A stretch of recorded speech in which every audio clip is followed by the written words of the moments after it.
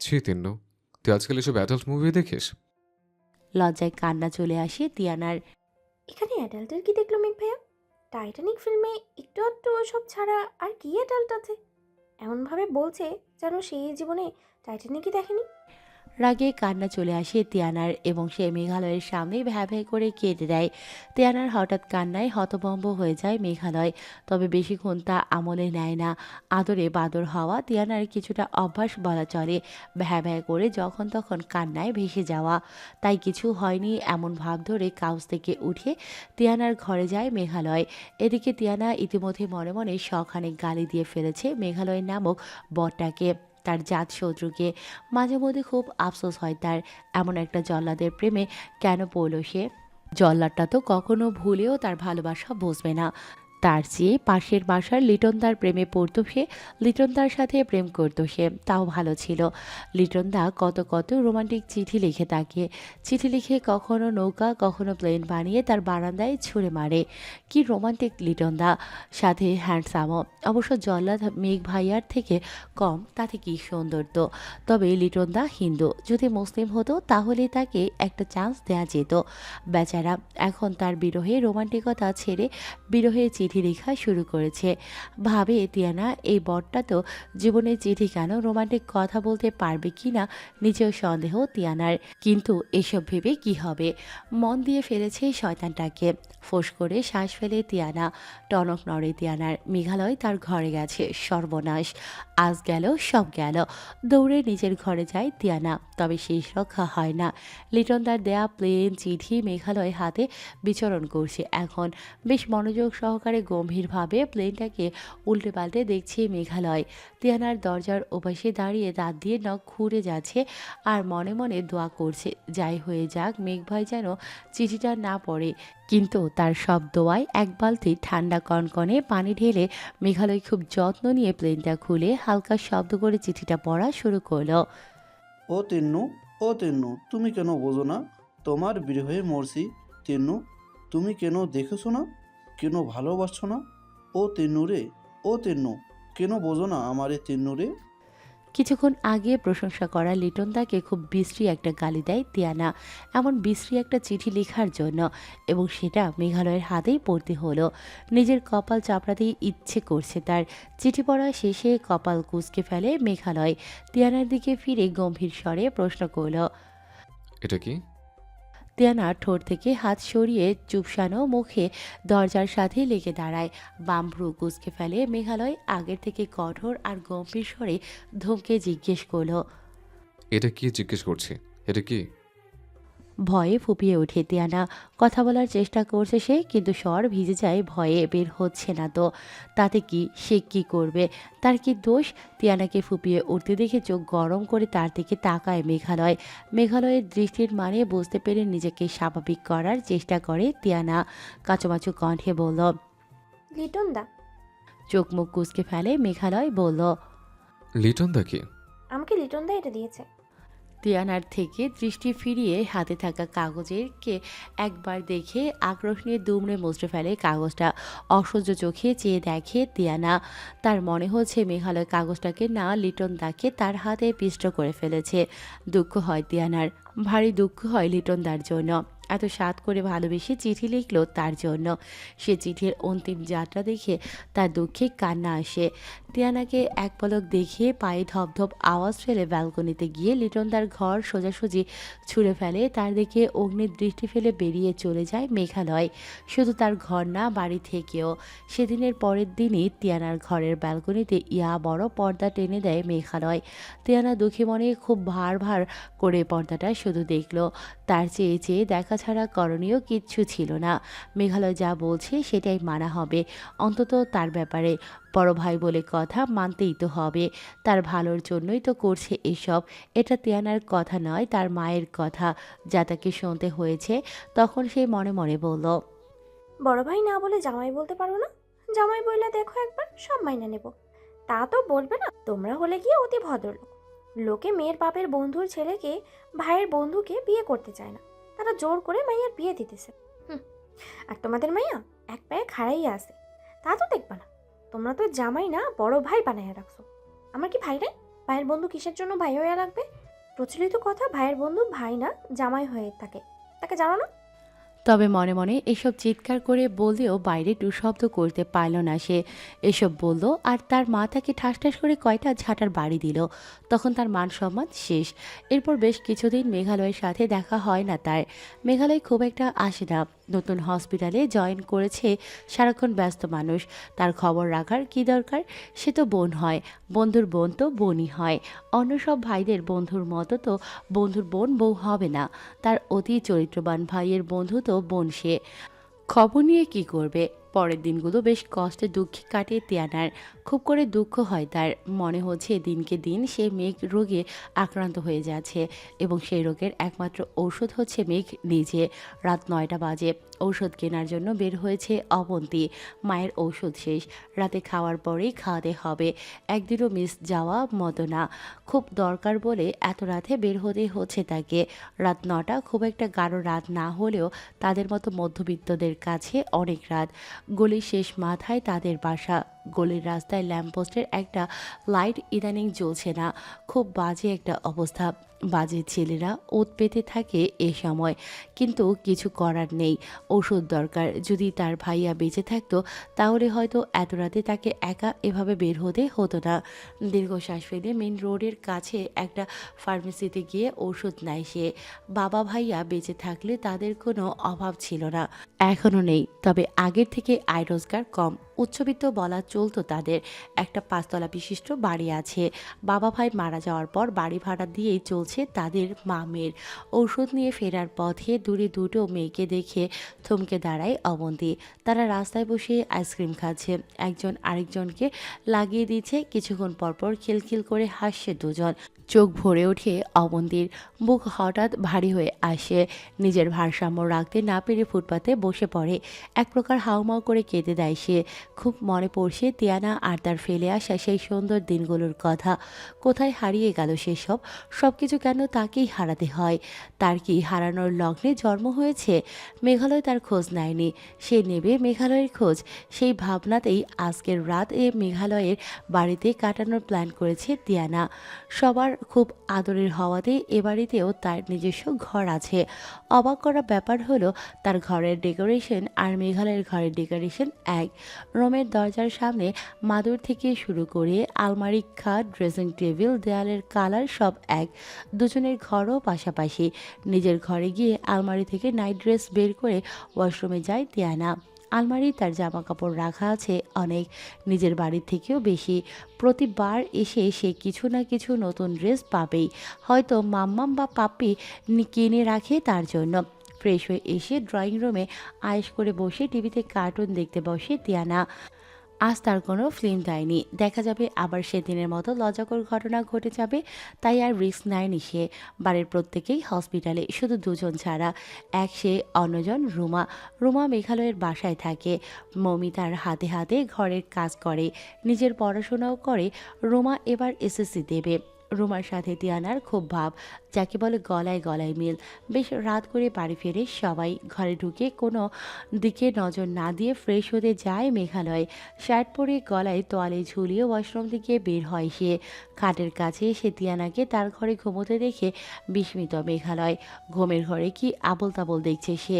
চোখ ডোলে আবার তাকায়। না, ভ্রম না। তিয়ানা সত্যি তার ঘরে এবং বিছানায় রাজত্ব করে ঘুমিয়ে আছে। ঢুক গেলে তিয়ানার থেকে চোখ সরিয়ে অন্যদিকে তাকায় মেঘালয়। তিয়ানার গেঞ্জি সরে গেছে, পেট দৃশ্যমান।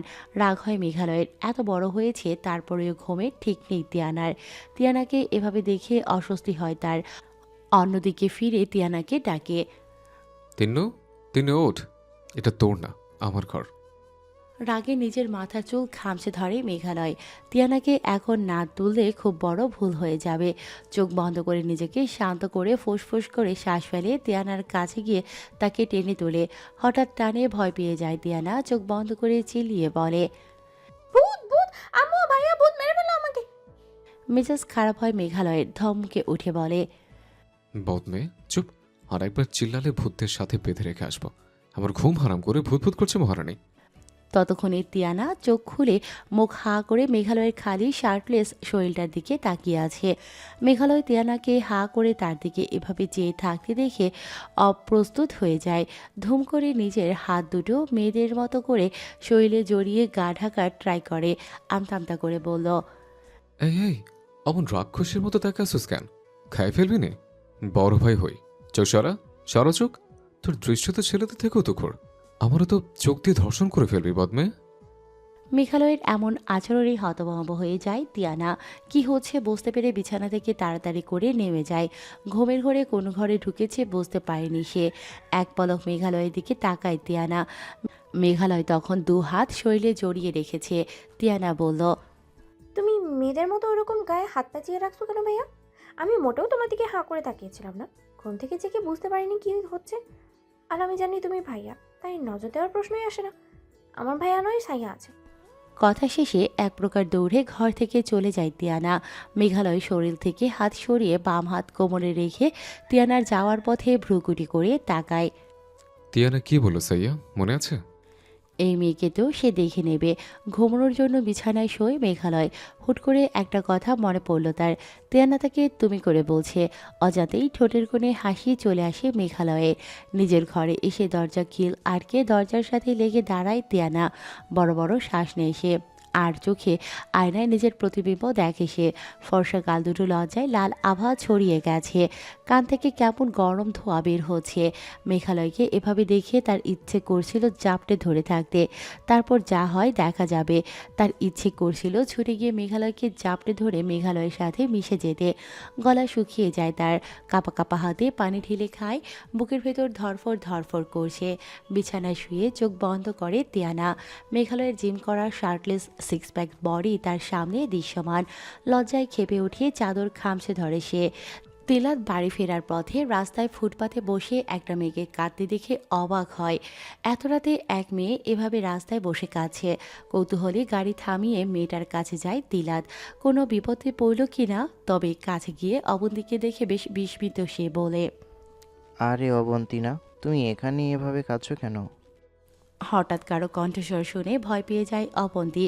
ভয়ে আতকে উঠে পাশে তাকায়। তিলাতকে দেখে শান্ত হয় অবন্তী।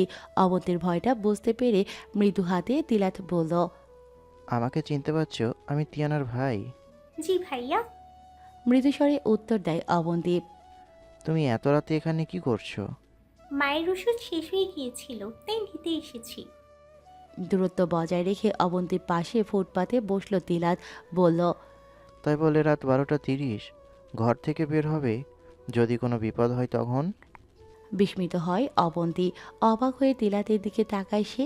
এত রাত কখন হলো? অবন্তীর দৃষ্টির মানে বুঝতে পেরে হালকা হাসি তিলাত। বলল, সময় দেখোনি হয়তো, কিন্তু এভাবে কাঁদছিলে কেন? হাসার চেষ্টা করে অবন্তী বলল। তেমন কিছু না ভাইয়া। অবন্তীর চোখের কোণে জল লেগে আছে। কান্নারত মুখে মেকি হাসি। অন্যরকম সুন্দর লাগছে অবন্তীকে। বুকের ভেতর কেমন ধক করে কেঁপে উঠল তিলাতের। অদ্ভুত অনুভূতিতে ঘিরে ধরে তাকে। শ্বাসরুদ্ধকর অবস্থা হয় তার। তৎক্ষণাৎ অবন্তী থেকে দৃষ্টি সরিয়ে আশেপাশে দেখে সে। জিভ বা ঠোঁট ভিজিয়ে বসা থেকে উঠে দাঁড়ায় তিলাত। ভেতরের অনুভূতি দাবিয়ে রেখে বলল, চলো তোমাকে পৌঁছে দেই। উঠে দাঁড়ায় অবন্তী। হালকা হেসে বলল, তার দরকার হবে না ভাইয়া, আমি চলে যেতে পারবো। অবন্তীর তাকে ভাইয়া সম্বোধনে হুট করেই তার ভেতরটা তেতো হয়ে যায়। মাথা গরম হয়ে যায়। নিজের এমন মনোভাব নিজেরই অবাক তিলাত। নিজের তেতো ভাব সরিয়ে বলল, তোমাদের বাসা তো গলির অনেক ভেতরে, চলো আমি পৌঁছে দিচ্ছি। অবন্তী কথা বাড়ায় না। মনে মনে তারও বেশ ভয় লাগছিল। এত রাত হয়ে যাওয়ায় সে ভাবতেও পারেনি এত রাত হয়ে যাবে। তুলিকাকে ঘরে আসতে না দেখে বারবার দরজার দিকে উকি দিয়ে দেখছে সাদিদ। তুলিকা এখনও ঘরে আসে না দেখে রাগ হয় সাদিদের। তুলিকা কি জানে না সে সাদিদের আশেপাশে থাকলে সাদিদের ভালো লাগে? পরক্ষণে ভাবে সে তো কখনো বলেনি তুলিকাকে। আবার নিজ মনেই বলে, এখনো বলিনি, তাতে কি, আগে তো বলেছি। তুলিকার তো জানা যে তার উপস্থিতি সাদিতের ভালো লাগে। ছেলের ওপর রাগ হয় সাদিতের। বাপের প্রেমে হিটলার হয়ে ঢুকেছে। রাত 1টা বাজে, এখনো বাড়ি ফিরছে না। আর ছেলের চিন্তায় তার বউ তাকে ভুলে গেছে।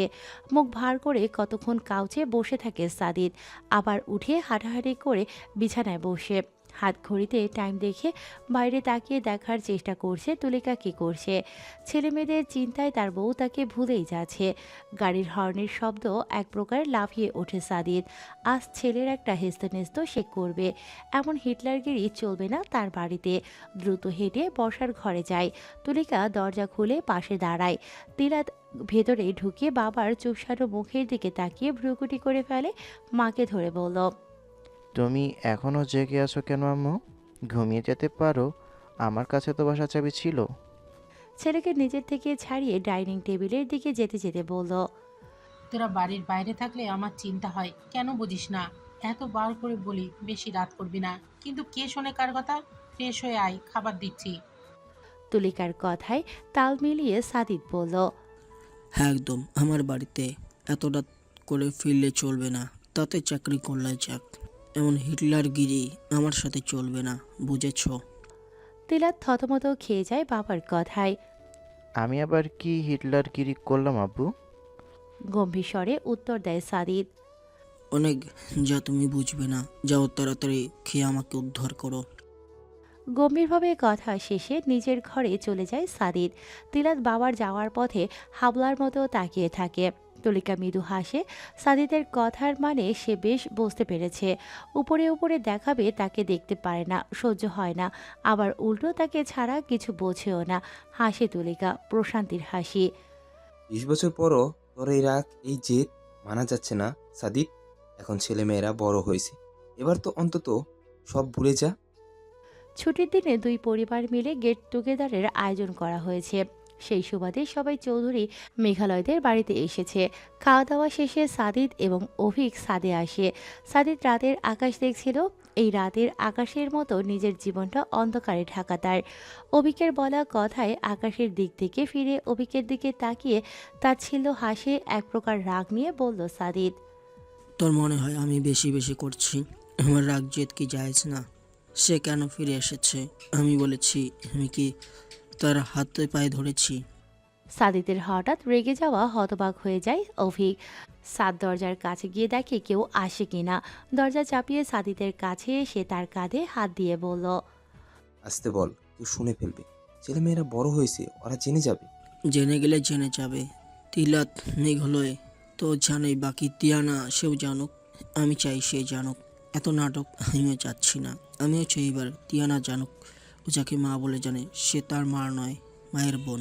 সে তার বাবাকে ঠকিয়ে পালিয়ে গিয়েছে। অভিক কঠোর কণ্ঠে বলল, কি বলছিস তুই? মাথা ঠিক আছে তোর? তিন্নু এটা জানলে তুলি কতটা কষ্ট পাবে তুই জানিস? তিলাত তুলির জন্য তুলি নিজে কখনো বাচ্চা নেয়নি। তাচ্ছিল্য হাসে সাদিত বলল। তুই তুলির কষ্ট দেখলি, কিন্তু আমি?